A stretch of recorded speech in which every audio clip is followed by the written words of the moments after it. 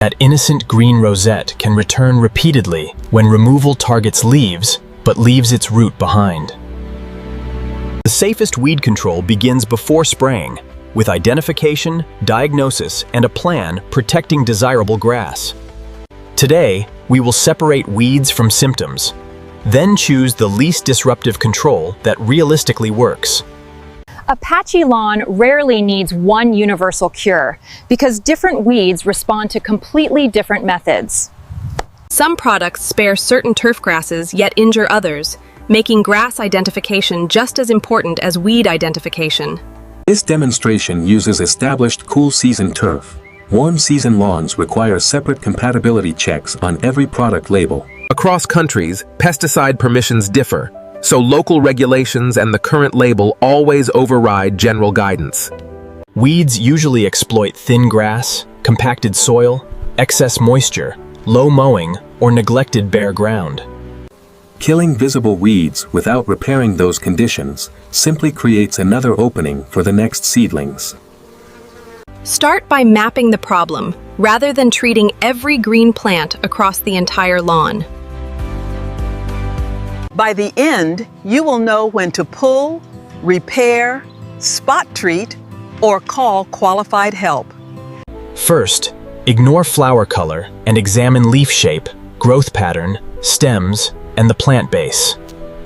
Broadleaf weeds have wider leaves, while grassy weeds show narrow blades with parallel veins. Sedges often have triangular stems and favor wet soil, but accurate identification still matters before treatment. Compare several specimens, because mowing can distort leaves and make one species resemble another. Photograph the leaf, stem, roots, flowers, and seed head before removing your best identification sample. A university extension service, government guide, or local horticultural advisor can confirm uncertain weeds reliably. Now identify the lawn itself, checking blade width, tips, veins, and its spreading growth habit. Cool season tall fescue, bluegrass, and ryegrass tolerate different herbicides than many warm season turf species. Never assume a bottle labeled for lawns is safe for every grass growing in every climate. Next, classify the weed as annual, biennial, or perennial because its life cycle changes your control timing. Annual weeds reproduce mainly through seed, making early removal before flowering especially valuable throughout the lawn. Perennial weeds can regrow from taproots, rhizomes, stolon, tubers, or fragments left beneath the surface. Creeping weeds require tracing connected stems, not merely lifting the most obvious leafy cluster. Notice where each species thrives, because its location often reveals what the lawn is missing. Plantain along a footpath can indicate compaction, while sedges may signal persistently wet ground. Clover can flourish where turf is thin, though its presence alone cannot diagnose one nutrient deficiency. Crabgrass commonly occupies sunny, bare openings where desirable turf failed to form a dense canopy. Shade-tolerant weeds beneath trees often reflect insufficient light for the chosen turf grass, not poor weed killer. Correcting the cause reduces reinvasion and protects grass more effectively than repeated blanket spraying. Push a screwdriver into several areas to compare compaction between healthy turf and weed-heavy patches. Hard resistance near the surface suggests compressed soil, especially where feet or mower wheels repeatedly travel. Use a soil probe to extract a small core showing thatch, roots, moisture, and soil structure. Healthy roots should occupy usable soil. Shallow roots may accompany compaction, overwatering, or repeated scalping. Check drainage after irrigation, watching whether puddles remain while nearby healthy turf absorbs water evenly. Persistent saturation deserves correction before weed treatment because wet conditions can favor sedges and weaken turf. Measure sunlight across the day rather than judging shade from a single morning observation.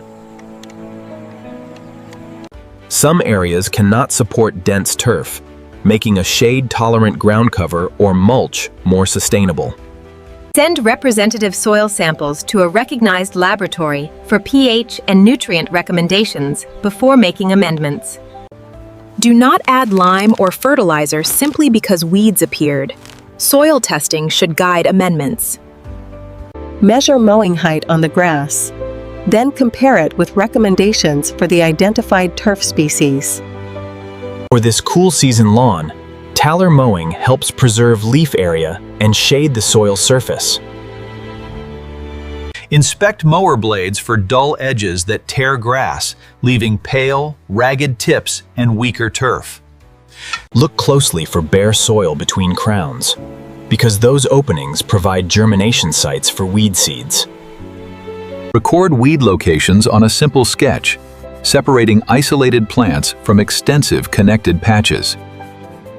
Choose hand removal for scattered weeds, renovation for dense patches, and herbicides only when justified.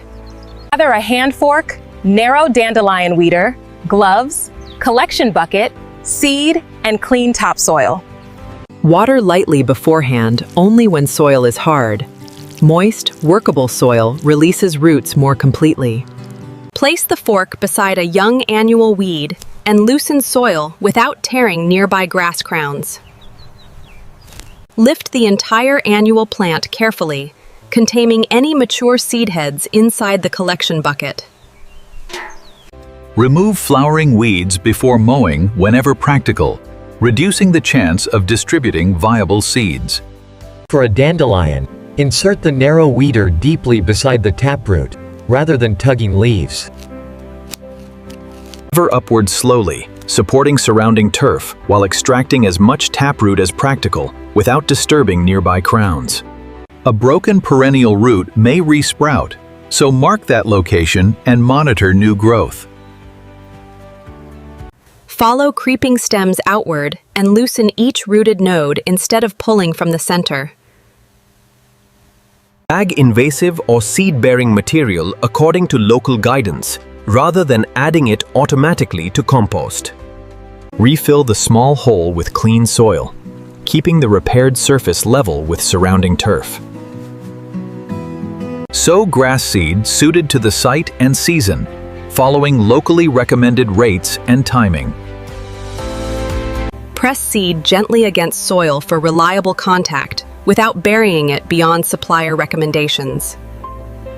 Water the repaired spot carefully, keeping seed consistently moist without creating puddles or runoff. Protect germinating patches from traffic until new grass is established enough for normal use. For a dense weed island, outline the affected turf with a sharp, clean spade. Lift the contaminated section, removing connected roots, while preserving healthy turf outside the boundary. Loosen compacted soil below the patch and correct drainage before installing replacement turf or seed. Make the repaired area level so water will not collect in a sunken depression. Install compatible turf or seed during the proper local establishment window, not during severe heat. Repeated cutting sometimes exhausts certain weeds, but persistence and correct identification determine whether that method succeeds. Never pour salt, bleach, or vinegar onto lawn weeds. These can injure grass and soil. Pulling only leaves creates quick cosmetic improvement, while underground storage structures remain ready to regrow. Mowing extremely short exposes soil, stresses roots, and often gives low-growing weeds more opportunity. Excess fertilizer cannot replace diagnosis and may promote weak growth, pollution, or additional lawn problems. Frequent shallow watering encourages shallow rooting and can maintain conditions favorable to several troublesome weeds. Improvement comes from combining removal, turf recovery, and prevention, rather than chasing one dramatic shortcut. When non-chemical methods are insufficient, select an herbicide only after confirming weed and turf species. A selective lawn herbicide targets certain plant groups, But selectivity never means harmless under all conditions. A non-selective herbicide can kill desirable lawn grass and is generally unsuitable for routine spot spraying. Emergence products affect germinating weeds. They do not remove established plants already visible above ground. These products may also interfere with lawn seeding, so check reseeding intervals before application. Post-emergence products act on emerged weeds and often work better while target plants are young. Read the entire current label before purchase, confirming site, turf species, target weed, and user restrictions. Use only a product legally authorized for residential lawns in your country, province, state, or locality.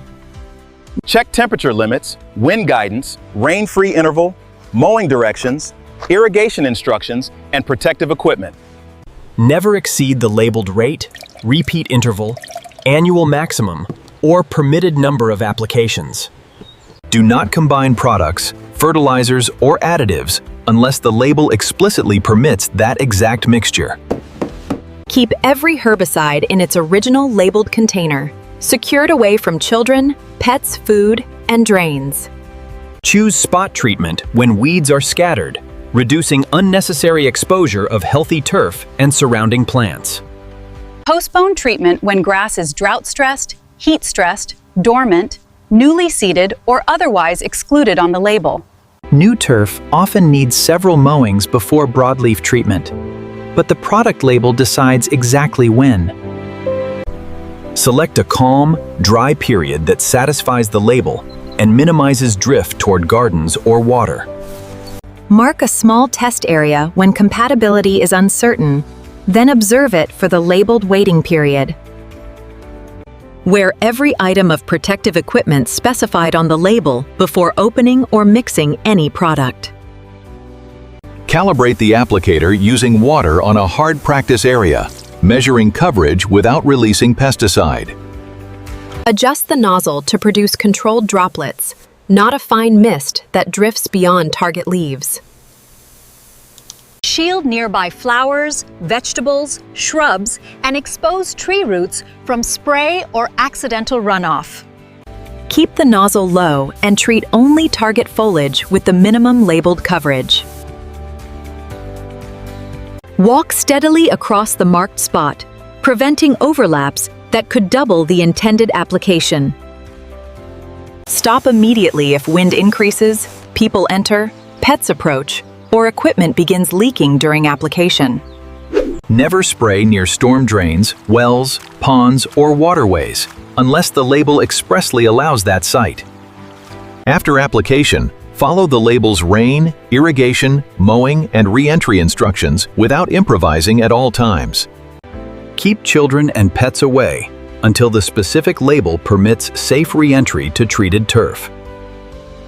Clean equipment exactly as directed, containing rinse water and never discharging it into drains.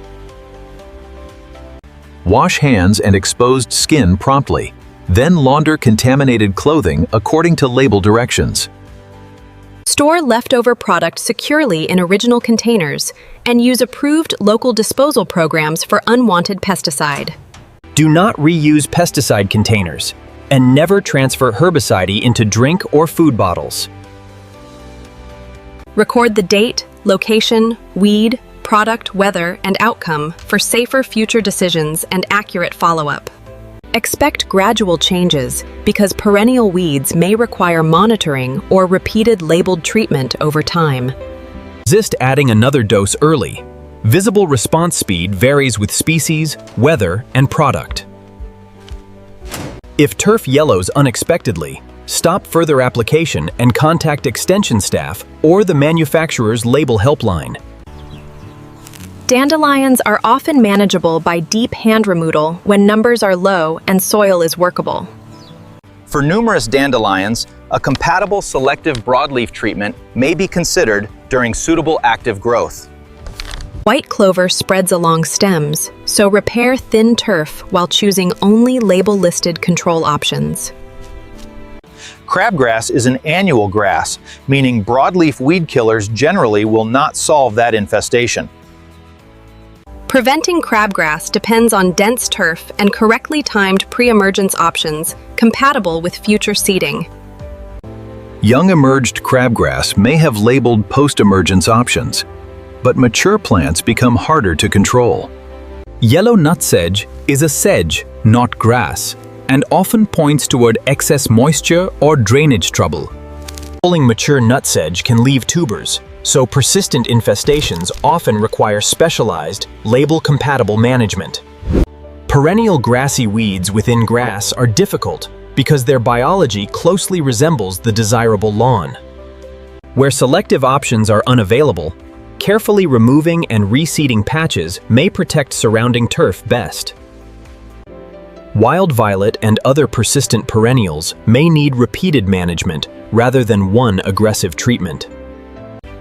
Where weeds cover most ground, renovation can be more sensible than repeatedly treating a failing lawn. For renovation, correct shade, drainage, compaction, species choice, and traffic patterns causing the original decline. A local professional can identify complex mixtures and recommend whether selective control or renovation is practical. After removal, the best defense is dense, healthy turf matched to the site's actual conditions. Mow at the recommended height for your grass, removing no more than 1/3 of each cutting. Keep mower blades sharp and alternate travel patterns to reduce tearing, ruts, and repeated soil compaction. Water established turf deeply and only as needed, adapting frequency to soil, weather, and grass. Redirect sprinklers away from pavement and correct low areas where chronic puddles encourage weeds. Poor aeration can relieve genuine compaction when performed during the appropriate growth period for that turf. Overseed bare or thin cool season areas during the locally preferred establishment window with compatible cultivars. Warm season lawn repair uses different timing, species, and herbicide intervals, requiring region-specific recommendations from local experts. Base fertilization and lime on a soil test, grass requirements, local rules, and seasonal timing. Leave suitable clippings on untreated lawns, but respect label restrictions after any herbicide application. Monitor repaired spots weekly, removing new seedlings early before roots deepen or seed heads develop. Photograph fixed locations monthly to judge turf density instead of relying on short-term memory. Accept some harmless diversity where appropriate, especially when flowering plants support pollinators and remain manageable. Define success as healthy, functional ground cover, not necessarily a lawn containing absolutely no other plants. Professional help is appropriate when weed identity remains uncertain or the infestation covers a large area. Seek qualified assistance when treatments involve restricted products, difficult grassy weeds, or repeated turf injury. Drainage failures, severe compaction, contaminated soil, and persistent bare areas may require broader site correction. Check municipal, provincial, state, and national pesticide restrictions before hiring or applying any weed treatment. Ask contractors to identify target weeds, active ingredients, turf compatibility, precautions, and follow-up expectations. Keep the written label and treatment record, especially when children, pets, gardens, or waterways are nearby. A responsible professional should explain alternatives and never promise permanent control from one visit. Good decisions begin with identification, then diagnosis, the least disruptive control, and careful turf repair. Pull scattered weeds completely, patch openings promptly, and prevent surviving plants from producing additional seed. If herbicide is necessary, match weed, grass, site, season, local law, and every label direction. Healthy mowing, suitable watering, tested soil, and timely repair make future invasions progressively less likely. Recheck treated areas patiently, documenting recovery before deciding whether another labeled action is truly needed. Your lawn does not need harsh shortcuts. It needs accurate observation and consistent, proportionate care. Subscribe for evidence-based lawn guidance that protects grass, households, and the wider garden ecosystem.